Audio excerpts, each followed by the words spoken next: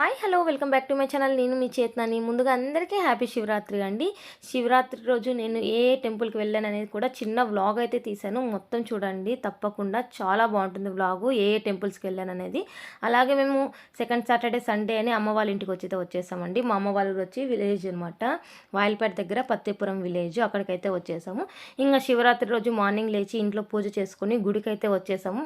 వాయిల్పేట నుండి జస్ట్ 1 కిలోమీటర్ల దూరంలో ఉన్న శివాలయానికి అయితే వచ్చామండి. శ్రీ ఉమామహేశ్వర స్వామివారి ఆలయము. ఇక్కడ ప్రతి శివరాత్రికి ప్రత్యేక పూజలు అయితే చేస్తూ ఉంటారు. అలాగే కార్తీక పౌర్ణానికి కూడా చేస్తారు సేమ్ ప్రత్యేక పూజలు.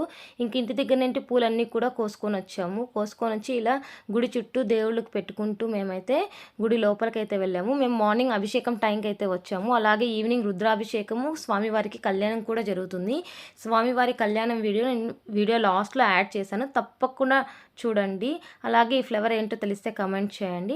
ఫైనల్గా మేమైతే స్వామివారిని దర్శనం అయితే చేసుకున్నాము. ఇప్పుడే అభిషేకం అయ్యి పూజ అయింది స్వామివారికి.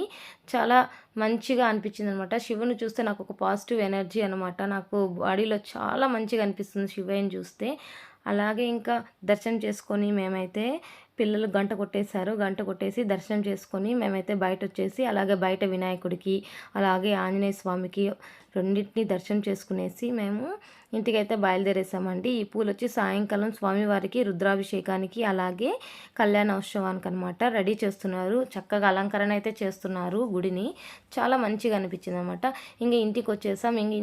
ఇంట్లో ఉంటే ఎలా అని ఇంకా అక్కడే మాకు ఇంటి దగ్గర నుంచి ఒక 18 కిలోమీటర్స్ దూరంలో ఉన్న నిమ్మన్పల్లి దగ్గర తవలం అనే విలేజ్ దగ్గరలో ఉన్న శ్రీ యోగ నేల మల్లేశ్వర స్వామి వారి ఆలయానికి అయితే వెళ్ళామండి.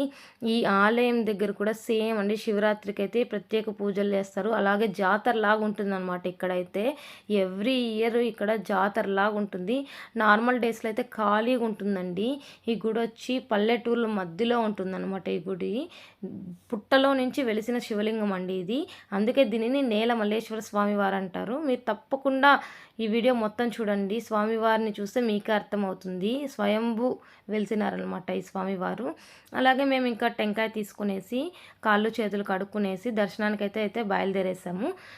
స్వామివారికి ఇటు సైడు అటు సైడ్ 2 సైడ్లు కోనేరు ఉంటుంది. కోనేరు మధ్యలో స్వామివారి గుడి ఉందనమాట. మేము అక్కడికైతే దర్శనానికి అయితే వెళ్ళాము. క్యూ లైన్లో వెళ్తూ ఉన్నాము. ఇక్కడ కూడా క్రౌడ్ నిన్న కాబట్టి కొద్దిగా తక్కువ ఉంది. ఇవాళ అయితే ఫుల్ క్రౌడ్, జాతర రథం కూడా తిరుగుతుందనమాట. ఇవాళ చాలా క్రౌడ్ ఉంటుంది. ఇక్కడ స్వామివారికి పూలతో పాటు అలంకరణ డిఫరెంట్గా ట్రై చేశారు. టెంకాయ ఆకులతో నిజంగా చాలా చూడడానికి చక్కగా అనిపించింది అనమాట. ఈ టెంకాయ ఆకులతో ఒక డిఫరెంట్గా మంచిగా అనిపించింది. ఇంకా ఫైనల్గా ఫస్ట్ స్టార్టింగ్లో అయితే వినాయకుని దర్శనం చేసుకునేసాము. దర్శనం చేసుకున్న తర్వాత ఇంకా మెయిన్ శ్రీ యోగ నేల మల్లేశ్వర స్వామి వారిని దర్శనం అయితే చేసుకున్నాము. నేను జస్ట్ 2 సెకండ్స్ వీడియోనే తీశాను, చూడండి. ఈ స్వామివారు ప్రతి ఇయర్ కొద్దిగా పెరుగుతూ వెళ్తారు. ఇక్కడికి వచ్చి తప్పకుండా విజిట్ చేయండి. ఇది ఎక్కడో కాదండి, నిమ్మన్పల్లి దగ్గర తవలం అనే విలేజ్ దగ్గర ఉంటుందన్నమాట. తవలం నుంచి జస్ట్ ఒక 2 కిలోమీటర్స్ దూరంలోనే ఉంటుంది శ్రీ నీలమల్లేశ్వర స్వామి వారు. తప్పకుండా ఒక్కసారి వచ్చి చూడండి. ఖాళీ టైం ఎప్పుడైనా రండి. కాకపోతే శివరాత్రి టైంలో ప్రత్యేక పూజలు అయితే చేస్తూ ఉంటారు కాబట్టి. ఇంకా ఫైనల్గా మేము వచ్చి గజస్తంభం దగ్గర టెంకాయ కొట్టేసి హారతి అయితే ఇచ్చేసాము. హారతి ఇచ్చేసి ఇంకా మేము బయలుదేరుతున్నాం అనమాట. అక్కడ స్వామికి నేరుకు నందీశ్వరుడు ఉంటారండి. నందీశ్వరుడికి కూడా పూజ తప్పకుండా చేయండి. శివుడికి చేసిన తర్వాత నందికి చేస్తే చాలా మంచిది. ఇక్కడ కూడా పూజ చేసుకునేసాము. ఇంకా పూజ చేసుకొని ఇంటికి బయలుదేరుతున్నాగా అక్కడ అన్నప్రసాదం అయితే పెట్టారు. మేము కూడా క్యూలో వెళ్ళి అన్నప్రసాదం తీసుకొని అక్కడ చక్కగా భోజనం చేసేసి మేము రిటర్న్ అవుతూ ఉండగా ఇంకా జాతర వైబ్స్ అయితే స్టార్ట్ అయిపోయినట్లే ఆల్మోస్ట్. ఇంక ఇవాళ అయితే ఫుల్ క్రౌడ్ అండి. వెళ్ళిన వాళ్ళకైతే అర్థమవుతుంది అనమాట ఎంత క్రౌడ్ ఉంది అనేది. ఇంకా మేము కూడా ఇంకా చిన్న షాప్స్ కదండి, పిల్లలు ఎలానో గోల చేస్తూ ఉంటారు టాయ్స్ చూస్తే. బ్యాంగిల్స్ అని టాయ్స్ అని ఇలా అమ్ముతూ ఉంటారనమాట. జాతర అంటే తెలిసిందే కదండి. ఇప్పుడు ఈ టైంలో జాతర అంటే కలకలలాడుతూ ఉంటుందన్నమాట. జాతర అంటే నిజంగా అదొక ఇదనమాట. చిన్నపిల్లలకి బొమ్మలు దొరుకుతాయని మేము కూడా చిన్నప్పుడు జాతర అంటే బ్యాంగిల్స్ దొరుకుతాయి, టాయ్స్ దొరుకుతాయి ఇలా అనుకునే వాళ్ళము. అలాగే దేవుడి దగ్గర ఒక 2-3 పిక్స్ అయితే దిగేసామండి. దిగేసేసి ఇంకా మేము ఫైనల్గా ఇంటికైతే బయలుదేరేసాము. ఇంటికి బయలుదేరుతుండగా ఒక్కసారి బోయకొండ టెంపుల్ ఎంత దూరం ఉందో అని సెర్చ్ చేస్తే అక్కడి నుంచి తవలం నుంచి ఒక 10 కిలోమీటర్స్ దూరంలోనే బోయకొండ గంగమ్మ గుడి ఉందనమాట. ఈ గంగమ్మ గుడి వెరీ పవర్ఫుల్ అండి. మీరు ఎంతమందికి ఈ బోయకొండ గంగమ్మ గురించి తెలిస్తే కమెంట్ అయితే చేయండి. చాలా పవర్ఫుల్. ఇక్కడ కొండ పైన ఉంటారు అమ్మవారు. ఇలా మేమైతే చిన్నప్పుడు వెళ్ళేటప్పుడు అసలు రోడ్డే లేదండి. మేము నడుచుకొని వెళ్ళేవాళ్ళం. ఇప్పుడు మ్యాక్సిమం కొండపైకి కార్ అయితే వెళ్ళిపోతుంది. ఓన్ వెహికల్స్ ఉంటే డైరెక్ట్‌గా కొండపైకి వెళ్ళిపోవచ్చనమాట. ఇక్కడ సైడ్‌లో వచ్చి కోనేరు. కోనేరు దగ్గరికి ఏం వెళ్ళలేదు. పిల్లలు మళ్ళీ గోల చేస్తారని మేమేం కోనేరు దగ్గరికి వెళ్ళలేదు. ఇంకా గుడికైతే వెళ్ళిపోయాము. దర్శనం అయితే చేసుకున్నాము. ఎంత ఖాళీ ఉందంటే మామూలుగా సండే టైంలో అస్సలు ఖాళీ ఉండదు. ఫస్ట్ టైం నేను ఇంత ఖాళీగా ఉండి చూడడం అనమాట. దేవుడిని 10 మినిట్స్ పైన దేవుడి ముందరే నిలబడుకొని 10 మినిట్స్ అయితే చూసాము. అంత ఖాళీగా ఉందండి. నిన్న శివరాత్రి కదండీ! అందుకని చాలా ఖాళీగా ఉందనమాట.